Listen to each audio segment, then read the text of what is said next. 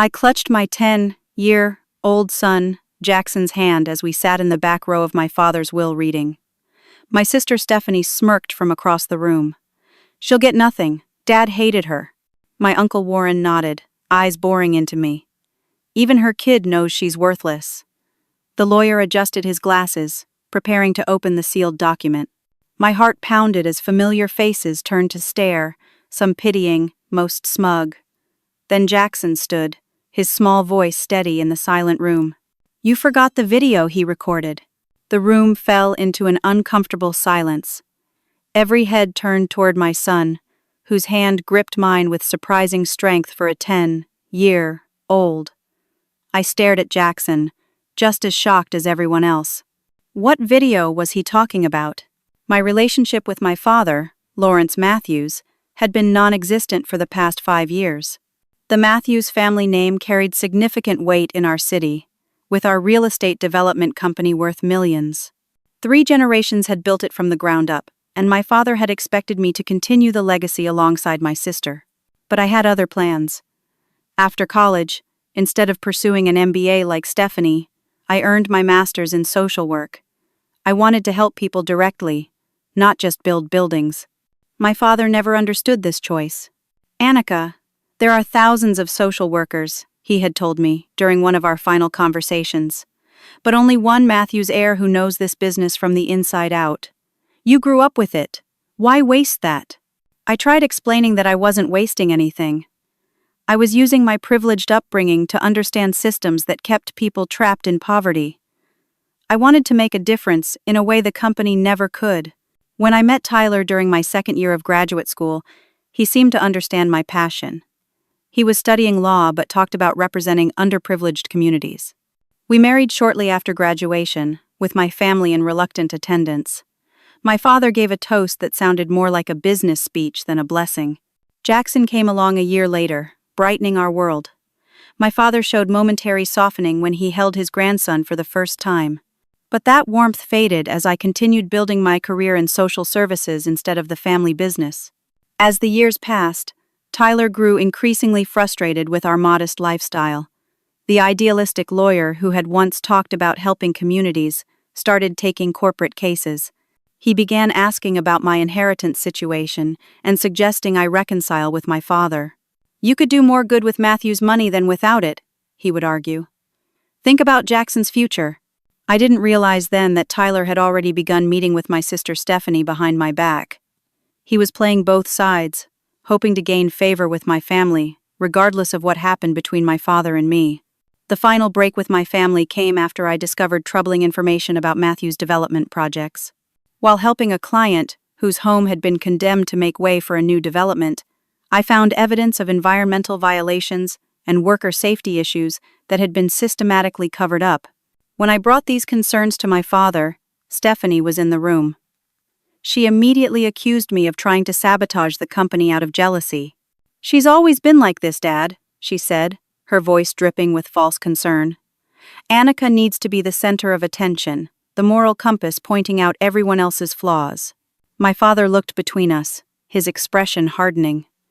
"Is this true, Annika? Are you trying to undermine everything we've built?" "No, I'm trying to protect it," I insisted. "These violations could destroy everything if they come out publicly. We need to address them, make it right." Uncle Warren was called into the meeting. As the company's operations manager, he should have known about these issues. His face turned purple with rage when I showed the documentation. "Where did you get these?" he demanded, snatching the papers from my hand. "That doesn't matter," I said. "What matters is fixing this before people get hurt." The meeting devolved into a family tribunal. Stephanie portrayed me as a disgruntled outsider. Uncle Warren suggested my social work career had failed, and this was my attempt to extort money from the family. My father sat silently, watching it all unfold. Finally, he spoke. "Annika, you need to decide where your loyalties lie. Get in line with this family, or get out." I left that day and didn't return. 3 months later, Tyler asked for a divorce. He claimed we had grown apart, but I later discovered Stephanie had offered him a position in the company's legal department. He took it, along with a generous salary that allowed him to significantly reduce his child support payments through expensive legal maneuvering. For 3 years, I struggled as a single mother, building a life separate from the Matthews name and fortune. I rarely saw my family, though Stephanie made sure to appear at school functions wearing designer clothes and driving luxury cars, making subtle comments about Jackson's unfortunate circumstances. When my father was diagnosed with cancer 6 months ago, I tried to see him. Each attempt was blocked. "He doesn't want to see you," Stephanie would say. "The stress would only make him worse." Then, a week before he died, I received a strange phone call. My father's voice sounded weak, confused. "Annika? Is that you?" "Yes, Dad, it's me," I said, heart racing. "I need to see you," he whispered. "There's something you should know." But when I tried to visit the next day, I was turned away by Stephanie, who claimed he was heavily medicated and had no memory of the call. The formal invitation to the will reading arrived 3 days after the funeral, which I had attended at a distance, standing beneath a tree far from the gathered mourners. The invitation came from a lawyer I'd never heard of, a Mr. Patterson. When Jackson saw it, he insisted on coming with me. "Mom, I need to be there," he said with unusual seriousness. "Honey, it's going to be uncomfortable," I warned him. "The family hasn't exactly been kind to us." "I know," he said, "but Grandpa would want me there."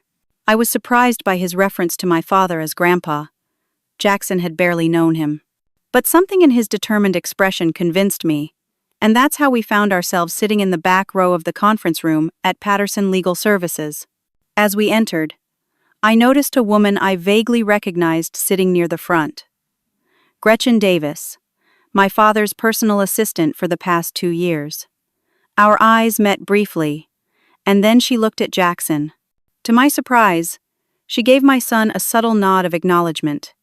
Jackson nodded back, leaving me completely confused.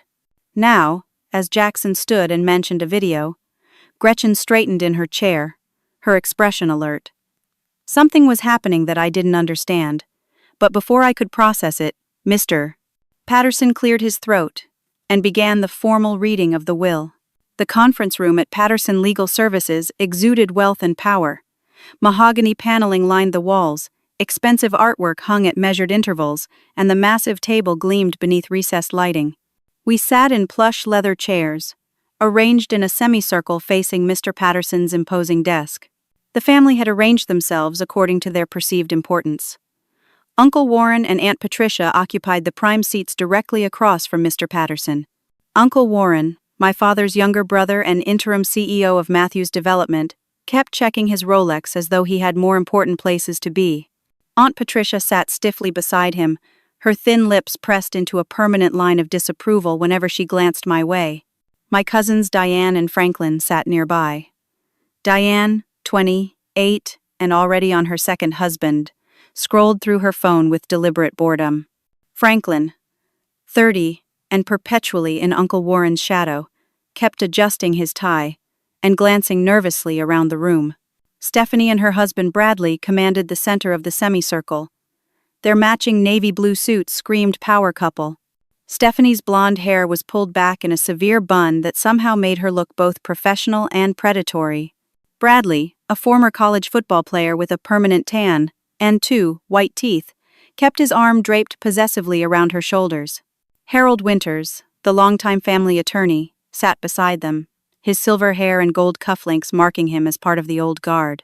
He kept whispering to Stephanie, occasionally shooting suspicious glances at Mr. Patterson. Gretchen Davis sat slightly apart from the others. In her modest gray suit, she seemed almost invisible compared to the family's ostentatious display of wealth. Yet something about her quiet confidence made me curious. When Jackson had stood and mentioned the video, several things happened at once.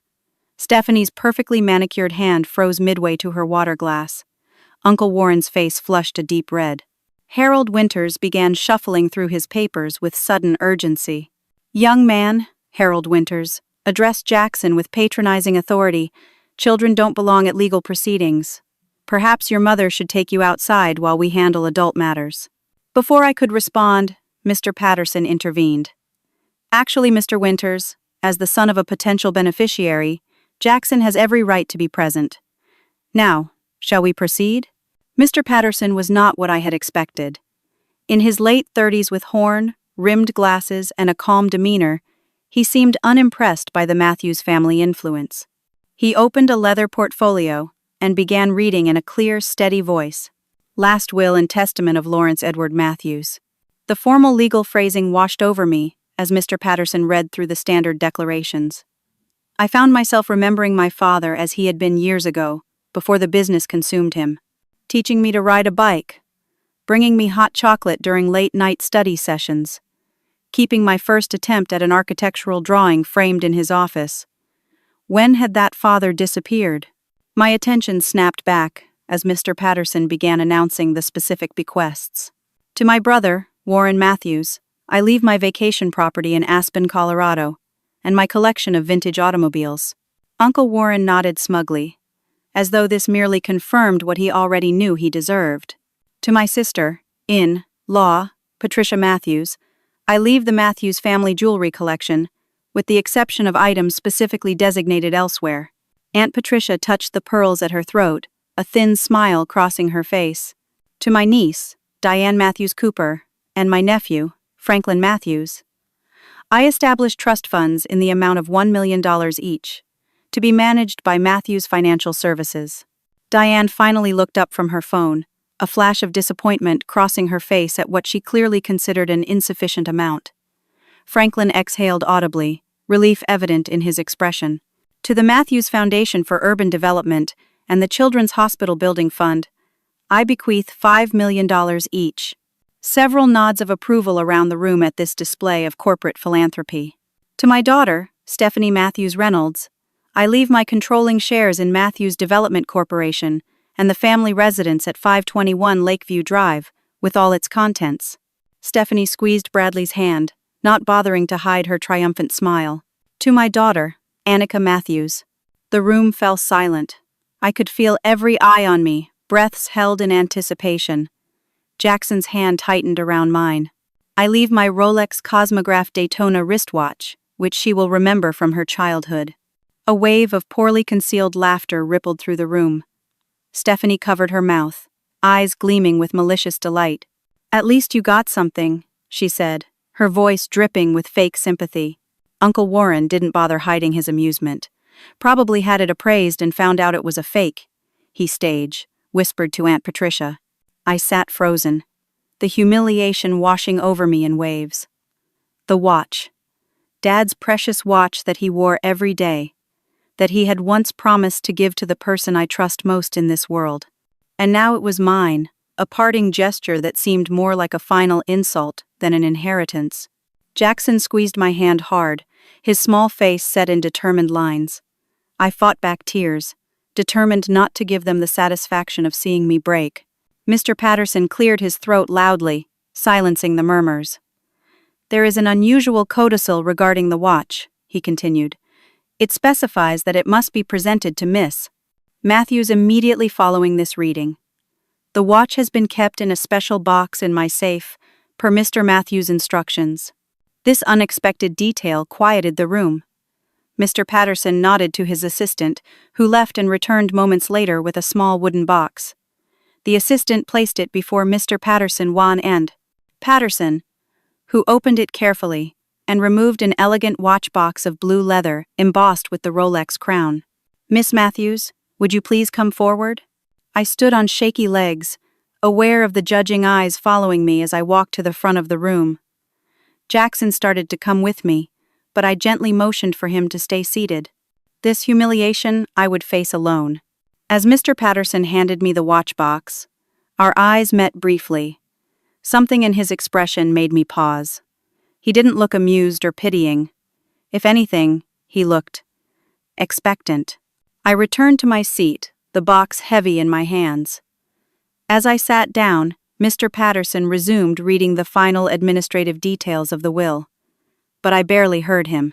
I was staring at the watch box, remembering the last time I had seen this watch on my father's wrist, 5 years ago, as he told me to get in line or get out. I ran my fingers over the soft leather of the watch box, unable to bring myself to open it. The weight of it in my hands brought back a flood of memories. When I was 16, Dad took me to his office on a Saturday when no one else was there. He let me sit in his chair, swiveling back and forth as he explained the building plans spread across his desk. I had pointed to his watch, admiring how the light caught the metallic surface. "This watch has been with me through every major decision in my life," he told me, taking it off and placing it in my palm. "Someday, I'll give it to the person I trust most in this world."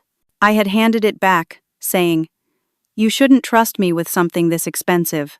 I might lose it." He had smiled then, a rare, genuine smile. "That's exactly why I do trust you, Annika. You understand the value of things." The irony of that memory struck me now as I sat in this room full of people who had calculated my worth and found it lacking. Mr. Patterson was concluding the formal reading. "This completes the last will and testament of Lawrence Edward Matthews." I stood up, tucking the watch box into my purse without opening it. "Thank you, Mr. Patterson. Jackson and I will be going now." I needed to escape before my composure cracked. 5 years of estrangement, and this was how it ended. A watch and a room full of people pleased by my humiliation. "Running away again, Annika?" Stephanie called out. "Some things never change. Unlike your loyalty," I replied before I could stop myself. Stephanie's eyes narrowed. "What is that supposed to mean?" I should have kept walking, but 5 years of hurt surged to the surface. "You know exactly what it means. When I found those documents, showing the company was covering up environmental violations and worker safety issues, you chose the company over the truth." A tense silence fell over the room. Several family members shifted uncomfortably in their seats. "Here we go again with the conspiracy theories," Uncle Warren said loudly. "Annika always did have an overactive imagination."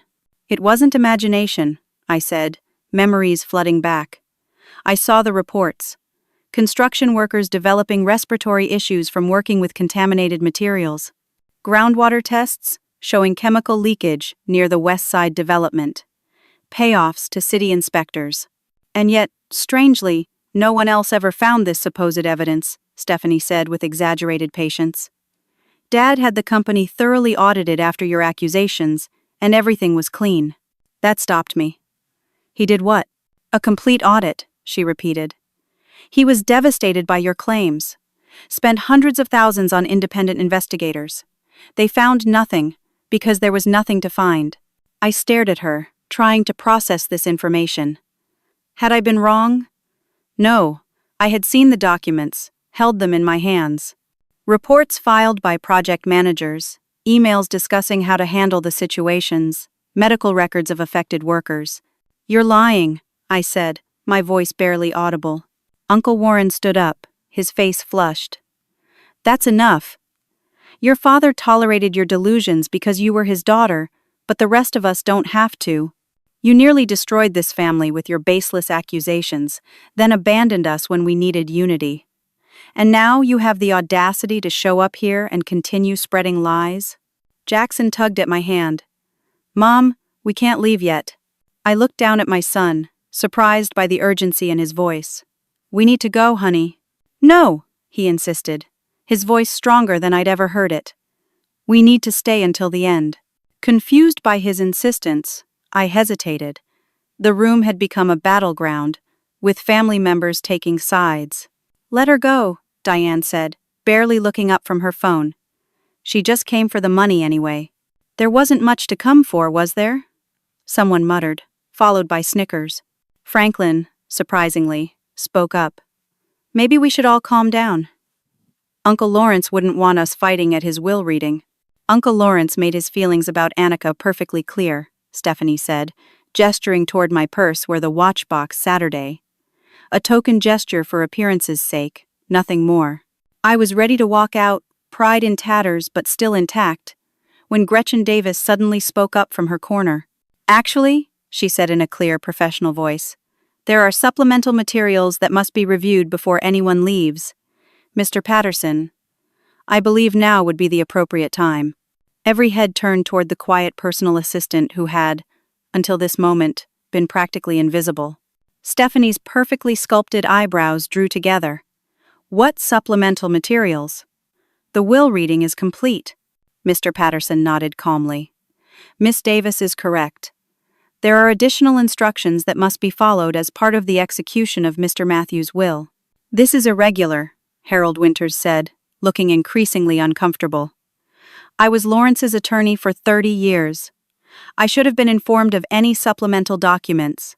These instructions were entrusted specifically to me as executor, Mr. Patterson replied. And they are indeed legally binding. Stephanie stood up, smoothing her skirt with manicured hands. This is ridiculous. I'm sure whatever these materials are, they can be forwarded to our offices for review by appropriate counsel. That's when Jackson stepped forward, his small voice carrying through the tension-filled room. You forgot the video he recorded. The second time he said those words, they hit with the force of a physical blow.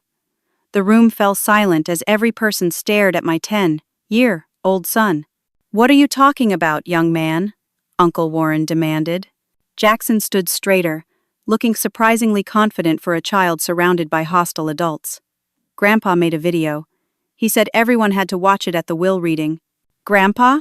Stephanie repeated incredulously. You barely knew him. When would he have told you about a video? Jackson looked at me, guilt and determination warring in his expression. I've been visiting him, Mom, for the past 6 months. I felt like the floor had dropped from beneath me. What? How? Tyler knew, he admitted. Gretchen would pick me up from school sometimes when I was supposed to be at Dad's. They told me not to tell you until today. My ex-husband had allowed my estranged father secret access to our son without my knowledge or consent. The betrayal cut deep, but before I could process it, Jackson continued. Grandpa was different than you said, Mom. He was sad about what happened. He wanted to see you, but he said it had to be after he was gone. Because of the video. Gretchen stepped forward. Jackson is telling the truth, Miss Matthews. Your father arranged these visits himself. He asked that Jackson keep them private until today. I looked between my son and this woman I barely knew, trying to make sense of their words. All this time, while I believed my father wanted nothing to do with me, he had been building a relationship with my son in secret. Why? I asked, the single word containing all my confusion and hurt. Jackson took my hand. Because he needed my help, Mom, and because he wanted to make things right. The conference room had transformed from a place of legal formality to something resembling a family battlefield. Stephanie stood with her arms crossed, designer heels planted firmly on the plush carpet. Uncle Warren's face had progressed from red to nearly purple. Harold Winters was frantically flipping through his legal pad, as though searching for notes about a video that apparently no one had informed him about.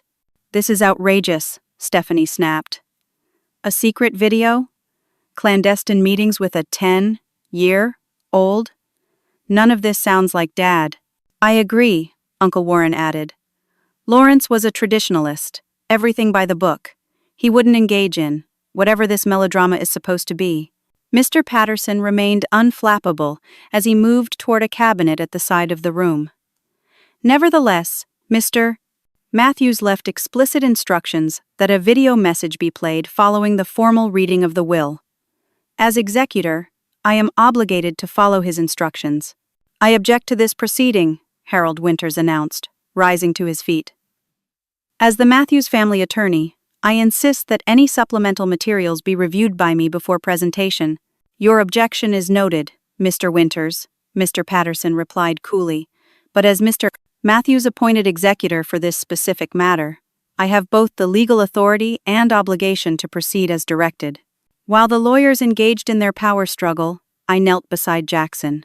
Why didn't you tell me you were seeing Grandpa? I asked, keeping my voice gentle despite the turmoil inside me. Jackson's eyes filled with tears. I wanted to, Mom. But Grandpa made me promise. He said people were watching him, and if they knew about me visiting, they'd stop it. And he said he needed to tell you the truth himself, but he couldn't do it while he was alive. What truth, honey? Before Jackson could answer, Stephanie interrupted. This is absurd. I spent every day with Dad during his illness. If he wanted to record some message, he would have told me. Gretchen stepped forward. Your father was heavily medicated during his final months, Miss Reynolds. There were periods when you were not present. And who authorized these periods? Stephanie demanded. I was his medical proxy. I made all decisions regarding his care. The decisions were logged and approved, Gretchen replied evenly. If you check the medical records, you'll find everything was properly documented. While they argued, Mr. Patterson had set up a laptop and projector. The wall behind him transformed into a makeshift screen. I must insist that we adjourn until proper legal review of this material can be conducted, Harold Winters said, placing his hand on the projector as if to physically prevent its use. Mr. Patterson removed the older lawyer's hand firmly but respectfully. Mr. Winters, interfering with the execution of a legal will could be considered obstruction. I'm sure that's not your intention. The family attorney backed away, his expression thunderous. Before we proceed, Mr. Patterson addressed the room. I should inform everyone that this video has been authenticated by independent experts and notarized as part of the legal record. Its contents are admissible in court and have been reviewed by the appropriate authorities. This statement sent a ripple of unease through the room. What could possibly be on this video that would require such verification? Jackson squeezed my hand and whispered, "It's going to be okay, Mom. Grandpa fixed everything." Mr. Patterson nodded to Gretchen, who dimmed the lights. The projection screen flickered to life, and suddenly, there was my father. The image shocked me. Lawrence Matthews had always been robust, commanding, larger than life. The man on the screen was gaunt, his cheeks hollow beneath several days' growth of silver stubble. He sat propped up in what appeared to be a hospital bed, but his eyes, those were unchanged. Clear blue eyes that could evaluate a construction site or a balance sheet with the same penetrating intelligence. "If you're watching this," he began, his voice raspier than I remembered but still strong, "then they couldn't stop the truth. Annika was right all along." Beside me, Jackson nodded as if he'd expected these exact words. Across the room, Stephanie went completely still. I, Lawrence Edward Matthews, being of sound mind though failing body, make this recording as a supplement to my last will and testament, my father continued formally.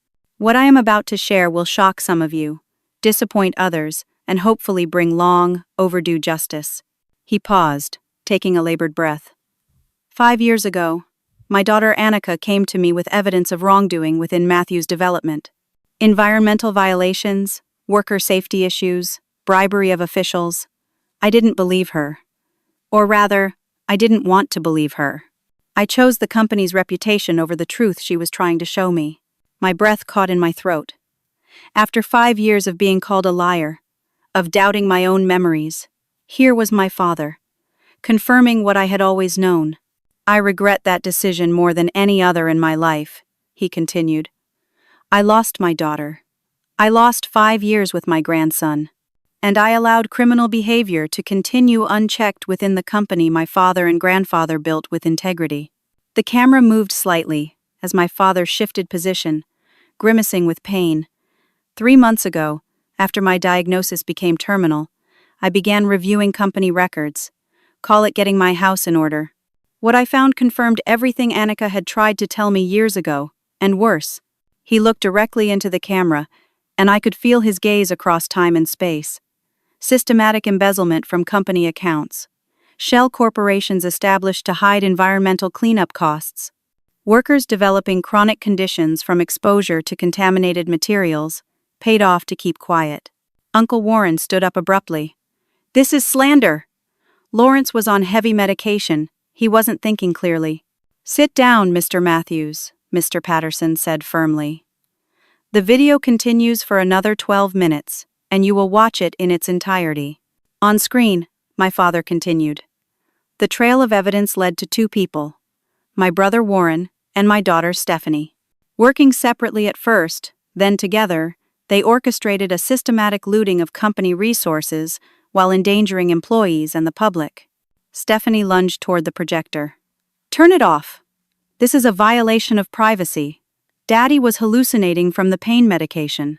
2 security guards I hadn't noticed before stepped forward from the corners of the room, gently but firmly preventing her from reaching the equipment. "When did these guards get here?" Aunt Patricia whispered to no one in particular, her voice shaking. On screen, my father shifted again, his expression hardening. Once I discovered the truth, I knew I needed to make amends and expose the corruption, but I was already too weak to confront them directly. Warren and Stephanie controlled access to me, monitored my communications, regulated my medication. He gestured to someone off camera, and Gretchen stepped into frame, looking slightly younger than the woman now standing in the conference room. I hired Gretchen Davis 18 months ago, not just as a personal assistant, but because of her background in forensic accounting. She helped me gather evidence quietly, documenting the extent of the corruption while appearing to be just another employee. Gretchen nodded solemnly from her position near the wall. Then, an unexpected blessing arrived, my father continued, a faint smile crossing his gaunt features. My grandson Jackson. Tyler brought him to the office one day, hoping to ingratiate himself with Stephanie. But Jackson wandered into my office instead. The camera shifted again, and this time Jackson came into view, sitting beside my father's hospital bed. My son looked nervous, but determined. Jackson reminded me so much of Annika, my father said, resting a frail hand on my son's shoulder. The same moral compass, the same curiosity, the same kindness. Through him, I saw the values I thought I'd instilled in my children, values I myself had abandoned when they became inconvenient. Jackson, both on screen and beside me, straightened his shoulders at these words. I knew then what I had to do, my father continued. With Gretchen's help, and with Jackson as my secret messenger, I began preparing this record of the truth. He lifted his wrist, showing the very Rolex watch now sitting in a box in my purse. This watch has been with me through every major decision of my life. Now it will serve its final purpose. Inside is a microchip containing access codes to a secure server where all the evidence has been backed up. Financial records, emails, witness statements, everything needed to prove what I'm saying and bring those responsible to justice. My hand went to my purse, feeling the weight of the watch box with new understanding. Annika. My father addressed me directly, his voice breaking slightly. I was wrong. You were right to stand by your principles, even when it cost you everything. I'm leaving you the watch because you truly are the person I trust most in this world, the only one who was brave enough to speak truth to power, even when that power was me. Tears streamed down my face. After 5 years of doubt and pain, these words were a balm I hadn't known I needed. The watch contains more than just evidence, he continued. It also holds the keys to the legitimate assets of Matthew's development. Assets that rightfully belong to you as the true heir to the company's legacy of integrity. Stephanie made a strangled sound of protest, but didn't attempt to interfere again. I've appointed Thomas Patterson as special executor to oversee the transition and ensure justice is served. A legal team has been prepared to handle the criminal proceedings that will likely follow this revelation. My father paused, looking tired, but determined. There's one more truth you need to know, Annika, about Tyler. At the mention of my ex-husband, Jackson tensed beside me. Tyler has been working with Stephanie since before your divorce, my father said gravely. He was feeding her information about you, reporting on your activities, even during your marriage. The divorce was strategic, a way to isolate you further and ensure you'd never have the resources to challenge the company again. This revelation hit me like a physical blow. I had known Tyler left me for the opportunities Stephanie offered, but to learn he had been her spy throughout our marriage, possibly even before, made me question everything about those years together. I'm sorry, Mom, Jackson whispered, leaning against me. I wanted to tell you, but Grandpa said we needed proof first. On screen, my father straightened as much as his weakened body would allow. The truth is now in your hands, Annika. And in yours, Jackson. I know it won't make up for the years we lost, but I hope it offers some measure of justice. The screen flickered briefly as my father looked directly into the camera one last time. For those who betrayed the company's values and my trust, the truth has a way of coming to light. That time is now. The video ended, leaving the conference room in stunned silence. The projector hummed in the silence that followed my father's final words. For several heartbeats, no one moved, as though the room itself was processing what we had just witnessed. Then, chaos erupted. Stephanie lunged toward Mr. Patterson. That video is a fake, a complete fabrication. My father would never. Miss Reynolds, Mr. Patterson, interrupted calmly. The video has been authenticated by 3 independent experts. The digital signature is unaltered. This is indeed your father speaking of his own free will. He was medicated, she shrieked. Not in his right mind. Harold, tell them. Harold Winters looked shaken. His earlier confidence evaporated. I had no knowledge of these allegations. If what Lawrence said is true, it's not true, Uncle Warren thundered, rising to his feet. His face had progressed beyond purple to an alarming shade of crimson. This is a conspiracy, orchestrated by Annika, to steal what rightfully belongs to the people who actually worked for this company. Mr. Patterson held up his hand. Mr. Matthews, please be aware that threatening language or actions at this point could be viewed very unfavorably by the authorities, who have already been briefed on this situation. Authorities? Aunt Patricia whispered, her hand fluttering to her throat. Yes, Gretchen spoke up, moving to stand beside Mr. Patterson. The FBI's Financial Crimes Unit has had the evidence for 3 weeks. They're simply waiting for this meeting to conclude before proceeding with formal charges. This revelation sent a fresh wave of shock through the room. Stephanie collapsed back into her chair, her perfectly composed facade crumbling. I sat frozen, trying to process everything. My father had believed me, had vindicated me through this posthumous confession.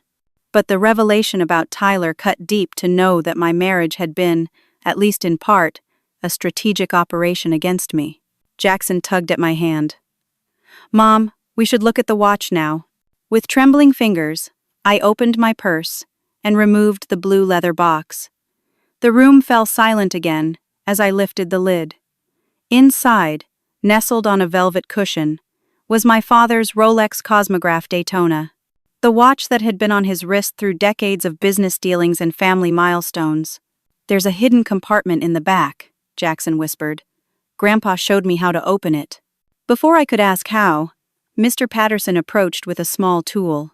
Your father left instructions, he explained, carefully taking the watch and demonstrating a precise sequence of movements that caused the back of the timepiece to pop open.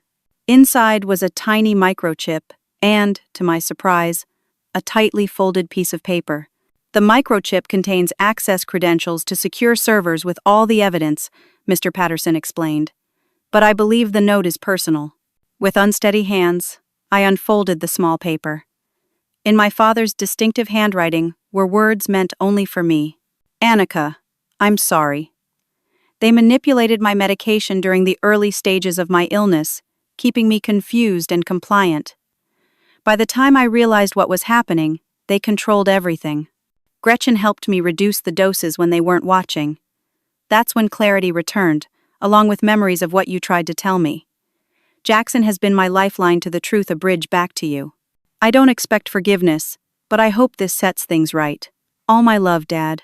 Tears blurred my vision as I refolded the note. I looked up to find Gretchen watching me with gentle understanding. He fought hard at the end, she said quietly. Not for himself, but for you and Jackson. Across the room, Uncle Warren was engaged in a heated whisper with Harold Winters, who kept shaking his head and backing away. This is a mistake, Warren insisted loudly enough for everyone to hear. Lawrence was not himself. These accusations are groundless. Actually, Mr. Patterson interjected, the evidence is quite substantial. Financial records showing millions diverted to offshore accounts. Environmental reports that were doctored before submission to regulatory agencies. Medical records of workers who developed chronic conditions, then suddenly received bonuses and left the company. As he spoke, he pulled documents from his briefcase and laid them on the conference table. These are just copies. The originals, along with extensive digital evidence, are already with the authorities. Stephanie had gone from outrage to calculation, her eyes darting between the documents and her uncle. I could almost see her mind working, looking for an escape route. This was all Warren's doing, she said suddenly, her voice regaining its composure. Dad suspected him for years. I was trying to help gather evidence. Uncle Warren's head snapped toward her. What? You little snake? This was your idea from the beginning. The shell companies were your suggestion. I never suggested illegal activity, Stephanie countered smoothly. I merely followed your directions as a loyal employee. The jury will see that. The jury will see the emails where you specifically outlined the kickback structure, Gretchen interjected, her quiet voice somehow cutting through the heated exchange. They'll see your signatures on documents, authorizing the use of contaminated materials.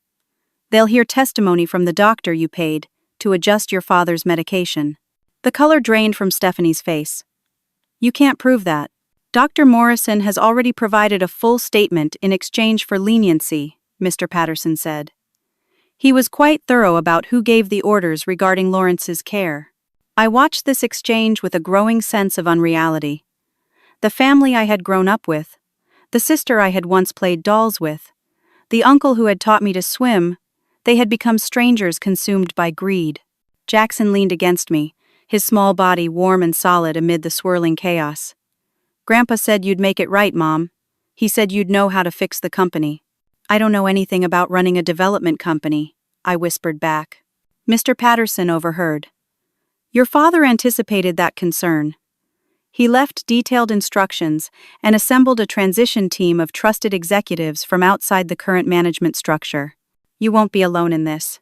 Uncle Warren, seeing his position deteriorating by the second, made a desperate lunge toward me. Give me that watch. This is all a mistake. The security guards moved with surprising speed, intercepting him before he could reach us. As they restrained him, he continued shouting accusations and threats. You'll regret this, Annika. You think you can walk in here after 5 years and take everything? You know nothing about this business. I know enough not to poison communities for profit, I replied, finding strength in my voice that surprised me. I know enough to treat workers with dignity instead of as disposable assets. Idealistic garbage, he spat. This company was built on tough decisions. No, I said, standing to face him directly. It was built on integrity. Something you and Stephanie forgot along the way. Franklin, who had been watching the proceedings with increasing horror, suddenly stood. I had no idea, he said, looking around wildly. I swear, I didn't know about any of this. Your involvement will be determined during the investigation, Mr. Patterson assured him. Those who weren't directly implicated have nothing to fear. Diane remained seated, her earlier boredom replaced by calculation, as she assessed which way the wind was blowing. Aunt Patricia had gone completely silent, staring at her husband, as though seeing him for the first time. Patricia, Uncle Warren appealed to his wife. Tell them this is ridiculous. You know me. She slowly shook her head. I thought I did. Her voice was barely audible. The vacation home in Aspen. You always said it came from a business deal. Was that a lie too? As the family unraveled before my eyes, Mr. Patterson approached me. Miss Matthews, there's quite a bit more to discuss regarding the transition of control and the ongoing legal proceedings. Would you prefer to continue this conversation elsewhere? I nodded gratefully. The weight of the watch in my hand, the warmth of Jackson beside me, the vindication of my father's words, it was overwhelming. One more thing, Mr. Patterson added. You should know that this conference room has been recording everything since you arrived. Standard procedure for will readings in our firm. Stephanie, overhearing this, went completely still. All of your reactions to the video and subsequent discussions are now part of the record, he continued. The authorities will find that quite illuminating, I imagine. As we prepared to leave, I looked around at what remained of the Matthews family. Stephanie and Uncle Warren, once so powerful and intimidating, now seemed small and desperate. Aunt Patricia and my cousins, collateral damage in a war of greed they might not have fully understood. What happens to them now? I asked Mr. Patterson quietly. That will be up to the courts, he replied. And to some extent, up to you, as the new controlling shareholder of Matthews Development. I felt the weight of that responsibility settle on my shoulders. Not just a company, but a legacy one that had been corrupted but might still be salvaged. Jackson slipped his hand into mine as we walked toward the door. Grandpa said you'd know what to do, Mom. He said you always knew what was right, even when it was hard. I squeezed his hand, grateful beyond words for this child who had somehow bridged the gap between my father and me when I thought it could never be crossed. As we stepped out of the conference room, leaving behind the shattered remains of family secrets, I realized that this ending was also a beginning. A chance to rebuild what had been broken, to reclaim what had been lost. And for the first time in 5 years, I felt ready for that challenge. The next hour passed in a blur. Mr. Patterson escorted Jackson and me to a smaller, more comfortable conference room where Gretchen joined us with refreshments. My mind raced to process everything that had happened, each revelation more shocking than the last.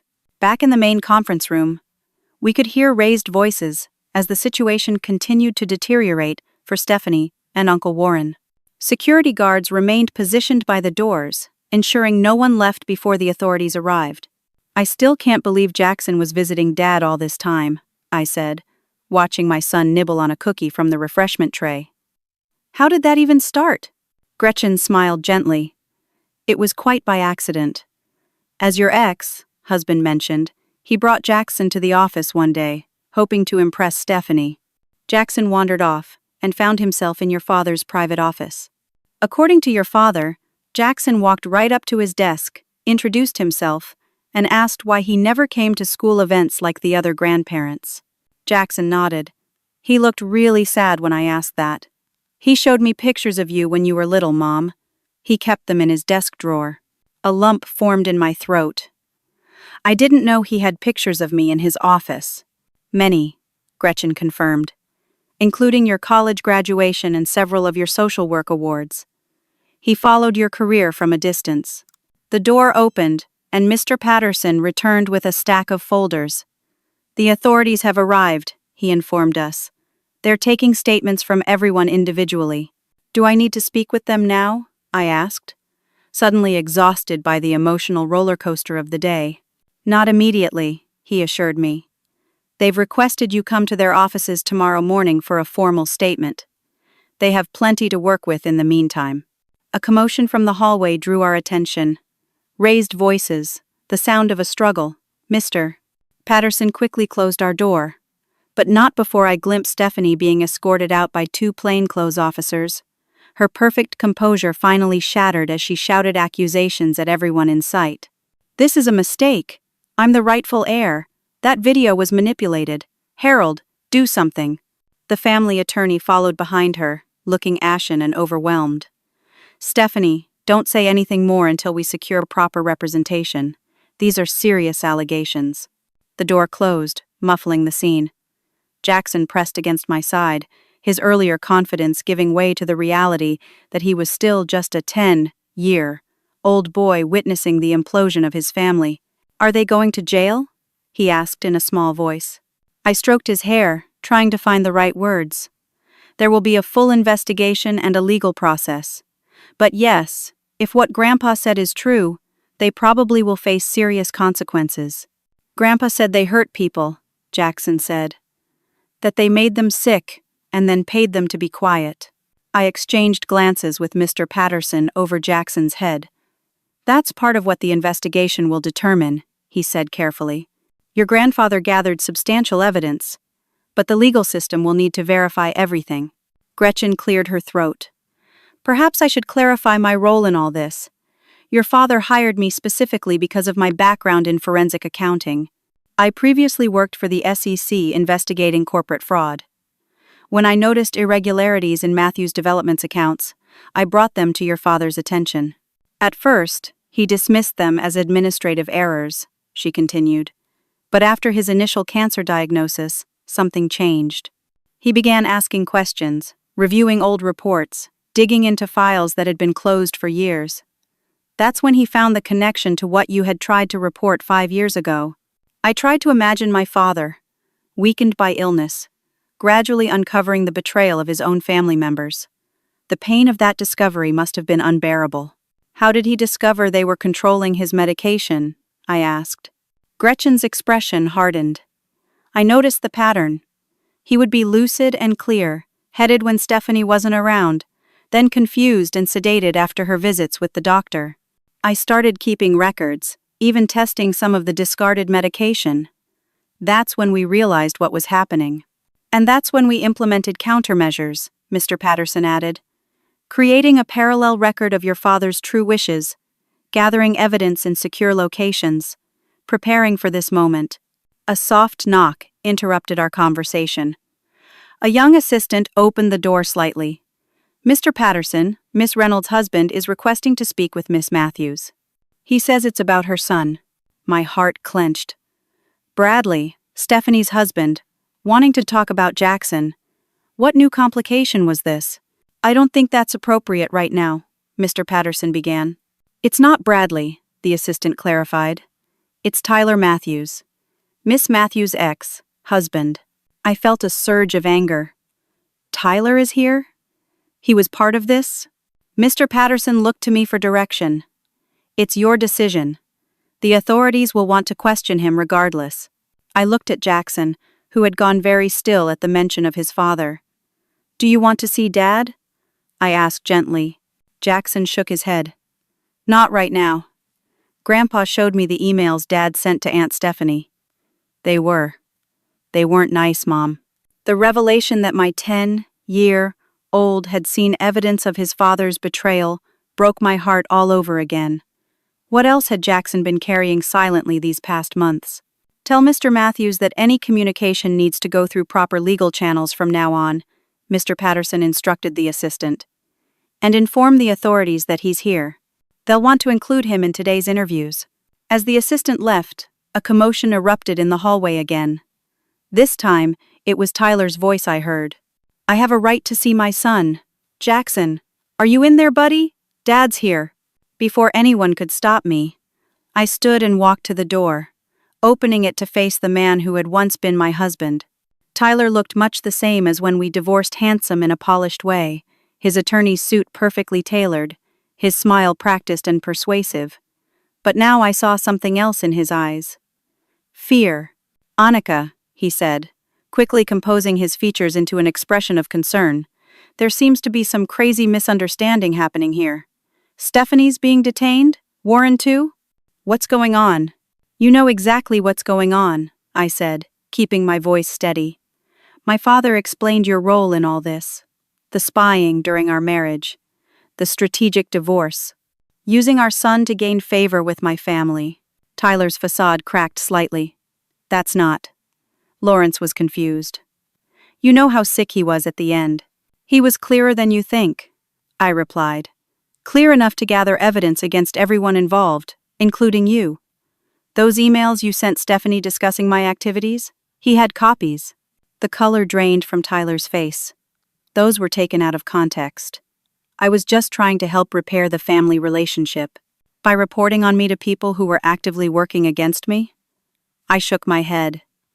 Save it for the investigators, Tyler. They'll be speaking with you shortly. Is Jackson in there? He demanded, trying to look past me. I want to see my son. He doesn't want to see you right now, I said firmly. And after what you've done, using him as a pawn in your games, you're lucky I don't file for full custody immediately. You can't keep me from my son. Tyler's voice rose, drawing the attention of nearby security personnel. Actually, Mr. Patterson said, stepping up beside me, given the circumstances and pending investigation, a temporary modification of custody arrangements would likely be granted quickly. I'd be happy to file that paperwork first thing tomorrow if Miss Matthews requests it. Tyler looked between us, the reality of his situation finally sinking in. This is insane. I'm a respected attorney. You can't possibly think these accusations will stick. The evidence will speak for itself, I replied. Just like it did for Stephanie and Warren. Two men in suits approached, badges visible on their belts. Mr. Matthews, we'd like to ask you some questions about your involvement with Matthews' development. As they led Tyler away, I returned to the conference room where Jackson waited anxiously. Is Dad in trouble? He asked. I sat beside him, choosing my words carefully. Your dad made some bad choices, honey. He'll need to explain those choices to the authorities. Will I still see him? The vulnerability in that question reminded me that despite everything, Tyler was still Jackson's father. We'll figure that out as things settle down. For now, let's focus on getting through today. Mr. Patterson cleared his throat. Speaking of which, we should discuss immediate next steps. The transition team is ready to implement the contingency plan Lawrence established. There will be press interest in these developments, so we've prepared a statement, and you'll need to address the company employees, many of whom will be shocked and concerned about their futures. The weight of responsibility settled more firmly on my shoulders. Just hours ago, I had entered this building expecting nothing more than a final symbolic rejection from my father. Now I was facing the prospect of taking control of a multi-million-dollar company in crisis. Gretchen must have read my expression. Your father believed in you completely, Annika. He said your social work background gave you exactly the perspective the company needed, someone who sees people, not just profit margins. I don't know the first thing about running a development company, I admitted. But you know about integrity, Mr. Patterson said simply. Your father thought that was the most important qualification. Everything else can be learned. Jackson tugged at my sleeve. Grandpa said you'd be scared, but that you shouldn't be. He said you were always the strongest one, even when you were little. I smiled at my son, marveling at how he had connected with a grandfather he barely knew and become the bridge between us. When did you get so wise? He shrugged, suddenly looking like the 10-year-old he was. I just listened to Grandpa, and I watched you, Mom. You've been strong for both of us since Dad left. I pulled him into a hug, overwhelmed by gratitude for this incredible child. Whatever challenges lay ahead, whatever complicated mess my father had left for me to untangle, I knew I could face it with Jackson by my side. Miss Matthews, Mr. Patterson said gently, there's one more thing you should know. Your father made arrangements for you and Jackson to stay at a secure location for the next few weeks. Given the high-profile nature of these revelations and the powerful people involved, he thought it prudent to ensure your safety during the transition. The implication that Stephanie or Uncle Warren might seek revenge was sobering. I nodded, acknowledging the wisdom of this precaution. We should leave soon, Gretchen advised. Before the media arrives, there's a private exit we can use. As we gathered our belongings, a final knock came at the door. To my surprise, Franklin stood there, looking uncertain and vulnerable. Annika, I wanted you to know that I had no idea what they were doing. I swear it. His eyes were red, rimmed, his tie loosened. I always thought you got a raw deal from the family, but I was too cowardly to say anything. I studied my cousin, remembering the boy who had once helped me build sandcastles at the family beach house, who had later retreated into Uncle Warren's shadow. I believe you, Franklin, I said finally. And when the dust settles, if you want to be part of rebuilding the company the right way, we can talk. Relief washed over his face. Thank you. I'd like that. As we prepared to leave through the back exit, I took one last look at the Rolex in my hand, the watch that had witnessed decades of Matthew's family history, both the triumphs and the treacheries. It now represented something new. A second chance to reclaim the legacy my grandfather and great-grandfather had built and that my father had tried, in his final act, to protect. Whatever came next, I knew one thing with absolute certainty. The truth had finally come to light. 1 month later, I stood in what had once been my father's office, on the top floor of Matthew's development headquarters. Floor 2. Ceiling windows offered a panoramic view of the city skyline, the same view my father had contemplated for 30 years, while making decisions that shaped both our family and the urban landscape. The office looked different now. I had replaced the imposing mahogany desk with something smaller, more functional. The dark leather furnishings had given way to comfortable seating arranged to encourage conversation rather than intimidation. Photos lined one wall, not the staged corporate portraits my father had displayed, but images of community projects, affordable housing developments, and environmental restoration efforts. And prominently among them, a picture of my father holding Jackson on his lap, both smiling. One of the few happy moments they had shared during those secret visits. A soft knock interrupted my thoughts. Gretchen entered with a tablet in hand.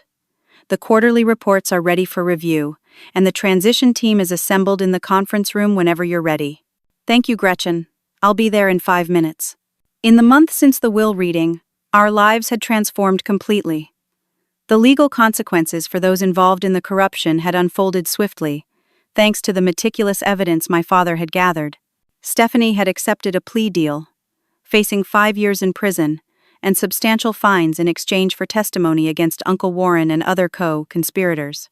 Her husband Bradley, who apparently had been kept in the dark about the extent of her activities, filed for divorce within days of her arrest. Uncle Warren faced multiple federal charges for financial fraud, environmental violations, and conspiracy.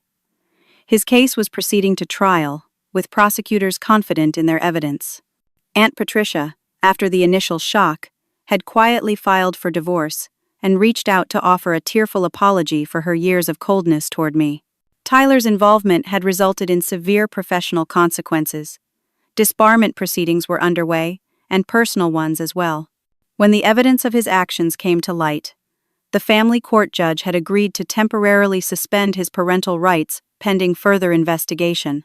Jackson had mixed feelings about this development, but was working through them with the help of a skilled therapist. I picked up my father's watch from its place on my desk. I wore it daily now, not just as a symbol of the trust he had eventually placed in me, but as a reminder of what happens when profit is prioritized over people. The microchip hidden inside had indeed contained everything needed to prove the criminal activity, along with plans for restructuring the company with an emphasis on ethical practices. Following those plans, I had established the Lawrence Matthews Foundation for Environmental Restoration, dedicating a substantial portion of my inheritance to cleaning up the damage done by previous company projects. I had also created college funds for the children of workers affected by safety violations, ensuring they would have opportunities despite the harm done to their families. The transition from social worker to corporate leader hadn't been easy. I still felt like an imposter some days, sitting in meetings with executives and investors. But my background had proven surprisingly valuable. I understood systems, how they could fail the most vulnerable, and how to rebuild them with equity at the center.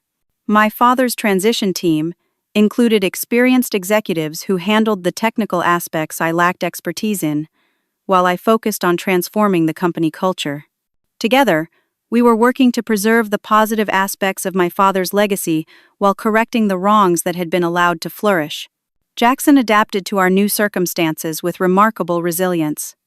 The private school Stephanie had once mockingly suggested he could never attend, now welcomed him warmly.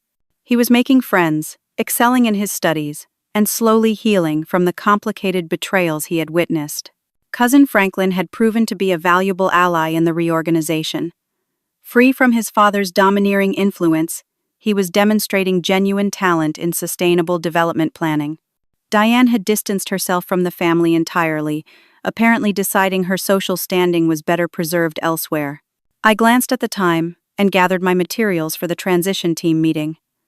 As I headed toward the door, I caught my reflection in the window. I looked different, too, more confident, perhaps, but also more at peace. The vindication of my father's final act had healed wounds I hadn't realized were still raw. The road ahead wouldn't be easy. Matthews' development faced lawsuits from affected communities, scrutiny from regulatory agencies, and the challenge of rebuilding its reputation. But for the first time in years, I felt hopeful about the future.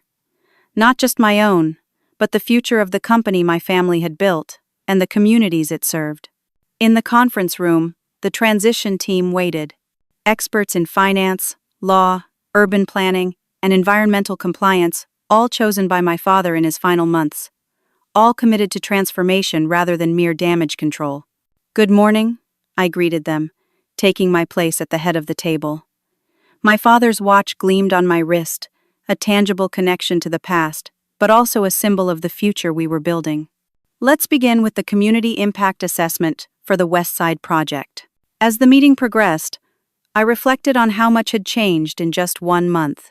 From sitting at the back of a will reading, expected to receive nothing but humiliation, to leading a company through its most significant transformation, the journey seemed almost unbelievable. But what struck me most was the lesson at the center of it all: the power of standing for truth. Even when it seems impossible, my father had made terrible mistakes, had believed lies about me, had lost precious years with his daughter and grandson. But in the end, he had found the courage to face the truth and try to make amends. I would never forget the pain of those lost years, but I had found a way to forgive him, not to forget, but to move forward carrying the best parts of his legacy while leaving behind the worst. After the meeting concluded, I returned to my office to find Jackson waiting, his backpack slung over one shoulder. School had let out early for teacher conferences, and Gretchen had picked him up. "How was your day, honey?" I asked, giving him a hug. "Good. I got an A on my science project." He paused, looking around the office thoughtfully. "Mom, do you think Grandpa would be happy with what we're doing?" I considered the question carefully. I think he would be proud of how we're trying to fix what went wrong. He made mistakes, serious ones, but in the end, he wanted the truth to come out. He wanted justice. Jackson nodded solemnly. He told me once that being brave doesn't mean you never mess up. It means you fix it when you do. I smiled, recognizing my father's straightforward wisdom. That sounds like something he would say. "Are we going to be okay, Mom? With all of this?" He gestured vaguely at the office, the company, our new life. I sat down beside him, taking his hands in mine. "Yes, we are. It won't always be easy, but we have each other, and we know who we are and what we stand for. That's what matters most." He smiled, the worry lines easing from his young face. "Grandpa said you'd say that. He said you always knew what was important, even when he forgot." My throat tightened with emotion. Despite everything, my father had seen me clearly in the end, had valued what I stood for enough to entrust his legacy to me, had found a way to tell me, even after he was gone. Later that afternoon, I stood before the gathered employees of Matthews Development to unveil the company's new mission statement. Nearly 300 people filled the atrium, many still processing the shocking revelations about their former leadership. They deserved honesty, transparency, and a clear vision for the future. As I stepped up to the podium, I felt my father's watch on my wrist, a weight both heavy and reassuring. I looked out at the faces watching me, some hopeful, some skeptical, all uncertain about what came next. "Thank you all for being here today," I began. A month ago, our company faced a crisis of both legal and ethical dimensions. The actions of a few threatened the livelihoods of many and undermined the trust our community placed in us. I paused, letting my gaze travel across the room. My father built much of this company. He created jobs, developed properties that house thousands, and contributed to the growth of this city. Those accomplishments remain true and valuable. But somewhere along the way, profit began to overshadow purpose. Corners were cut. People were hurt. Trust was broken. Murmurs rippled through the crowd, but I continued steadily. Today, we begin a new chapter. Not by erasing our past, but by learning from it. The new mission of Matthews Development is to create spaces where communities can thrive ethically, sustainably, and equitably. I unveiled the new company logo and mission statement, watching as employees leaned forward to see the vision that would guide their work moving forward. This transition won't be easy. We face legal challenges, financial constraints, and the hard work of rebuilding trust. Some projects will be delayed as we address environmental issues from past developments. Some priorities will shift as we focus on making amends to affected communities. But I believe the company that emerges will be stronger, more resilient, and ultimately more successful because it will be built on integrity. As I concluded my address and opened the floor for questions, I was struck by a profound sense of coming full circle. 5 years ago, I had stood alone, trying to convince my family to address wrongdoing within the company. Today, I stood at the helm of that same company, empowered to make the changes I had once merely advocated for. The journey had cost me dearly my relationship with my father, years of estrangement, the pain of betrayal. But it had also given me unexpected gifts. The chance to reclaim my family legacy, to transform a powerful institution into a force for good, and most precious of all, the vindication of knowing that in the end, my father had recognized the truth. That evening, as Jackson and I returned to our new home, a comfortable but modest house I had chosen over the family mansion, I reflected on the strange path that had brought us here. From that tense moment in the will reading, when everyone expected me to receive nothing, to the shocking revelation when Jackson stood and said those 7 words that changed everything. "You forgot the video," he recorded. My 10-year-old son had shown more courage in that moment than many adults would have. He had stood up for the truth, for justice, for what was right, just as I had tried to do 5 years earlier. In him, I saw the best of our family legacy continuing. As we settled on the porch swing, watching the sunset paint the sky in brilliant oranges and pinks, I thought about the most important lesson from this whole experience: that integrity, even when it seems costly, is never truly wasted. The truth may be delayed, denied, or disguised, but eventually, it finds its way into the light. And when it does, it changes everything. Have you ever had to stand up for what was right, even when everyone around you thought you were wrong? I'd love to hear your stories in the comments below. If this journey of betrayal, vindication, and redemption resonated with you, please like this video and subscribe to hear more stories of courage and transformation. Share with someone who might need encouragement to stand firm in their principles, even when it's difficult. Thank you for listening to my story, and remember, the truth always finds its way.